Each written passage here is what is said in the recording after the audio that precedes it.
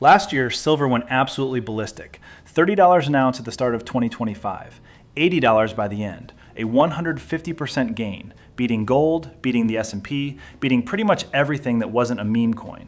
And people started asking, has someone cornered the silver market? Spoiler, no. It was supply deficits, industrial demand, and the usual cocktail of macro fear that makes people want shiny things.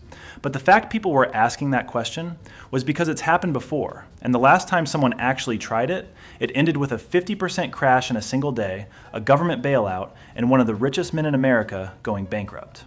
This is the story of the Hunt brothers. Let's dive in. Bunker and Herbert Hunt were sons of H.L. Hunt, old Texas oil money. Bunker alone was worth around $5 billion in the mid-70s. That's $30 billion today. So, not people who needed more money. But Bunker had a problem. He was terrified of inflation. Nixon had just taken the U.S. off the gold standard in 1971. The dollar was backed by nothing but government promises, and inflation was running at nearly 15% a year. He wanted a hedge, something real, something no government could print more of. He landed on silver, which is reasonable enough. But what happened next was not so reasonable. Through the 1970s, Bunker and Herbert started buying silver, quietly at first, then aggressively, then completely unhinged. By 1973, they'd accumulated 55 million ounces of physical silver, flying it out of the US on chartered jets and stashing it in Swiss vaults because Bunker thought the government might confiscate it. Then they went bigger. They teamed up with wealthy Saudi investors, formed a secret consortium, and started hoovering up silver futures on the COMEX exchange in New York. The plan? Buy futures, take physical delivery, pull silver off the market, watch the price rise, buy more, rinse, and repeat. By late 1979, the Hunt Consortium controlled an estimated 1/3 of the world's entire non-government silver supply. 1/3 of all the silver in the world. Silver started 1979 at $6 an ounce. By January 1980, it hit $49.45, an 800% increase. They had finally cornered the silver market. Here's the thing about cornering a market. Everyone notices. Jewelers, dentists, photographers, manufacturers, anyone who used silver was getting destroyed. The pain was real and spreading fast. Regulators were furious.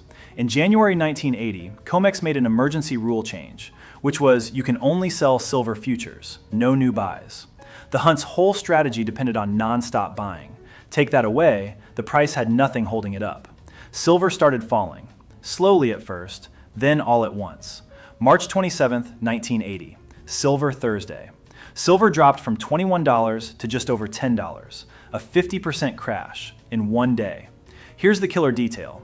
The Hunts had been buying on margin, essentially borrowed money, enormous amounts of it. When the price fell, brokers came calling. They owed $1.7 billion in margin calls. They couldn't pay.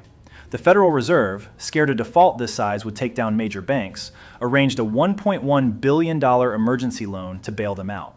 The US government bailed out 2 Texan billionaires who tried to corner the silver market. It reads like satire, except it's history. In 1988, the Hunt brothers were found guilty of conspiring to corner the silver market and ordered to pay $134 million in damages. Bunker Hunt, the man worth $5 billion, who once owned 1/3 of the world's silver, filed for personal bankruptcy. He lost everything. Not because silver was wrong, silver was a reasonable inflation hedge. He lost because he stopped investing and started trying to own a market. Leverage meant there was no floor when it went wrong. He later said he wasn't a good businessman. Respectfully, he was good at getting rich, but staying rich was harder once speculation took over. Here's what sticks with me about this story. Bunker Hunt wasn't stupid. He looked at the 70s and saw the dollar collapsing, inflation at 15%, governments printing like crazy, and made a completely logical call. He was right about all of it. Silver went from $2 to $50. He made billions. The inflation he feared happened exactly like he predicted. But being right about the world doesn't mean you win.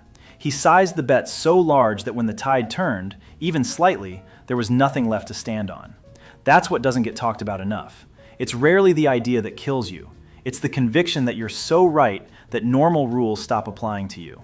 Bunker had $5 billion, a solid thesis, and Saudi money behind him, and he still lost. Worth thinking about next time something feels like a sure thing. Subscribe for more, drop a comment on what to cover next. See you in the next one.